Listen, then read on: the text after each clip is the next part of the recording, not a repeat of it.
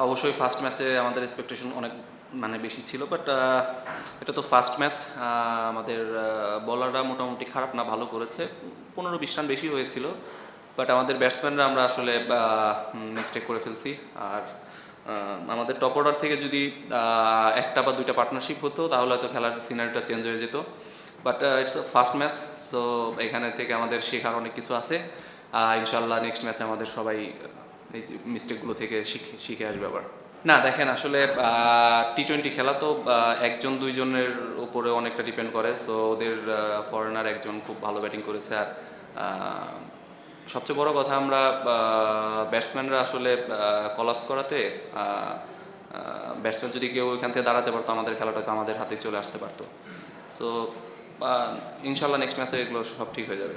এটা আমি জানি না ম্যানেজমেন্টেরই, বাট আমাদের হয়তো সামনে সৌম্য এমন আরও ফরেনার আসতে পারে। সো তখন হয়তো আলাদা কিছু হতে পারে।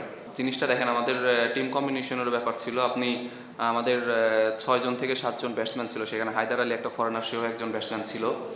আর সাব্বির টপ অর্ডার, আমি টপ অর্ডার এবং ইয়েও টপ অর্ডার, সোহান।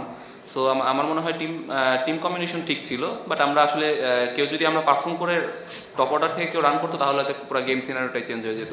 সাব্বিরকে তো আসলে অলরাউন্ডার হিসাবেই খেলানো হয়েছে। আর ও দেখবেন যে ন্যাশনাল লিগেও রান করেছিল। সো এটা তো ফার্স্ট ম্যাচে তো আর আসলে কেউ জানতে পারবে না যে কে ভালো করবে কে খারাপ করবে।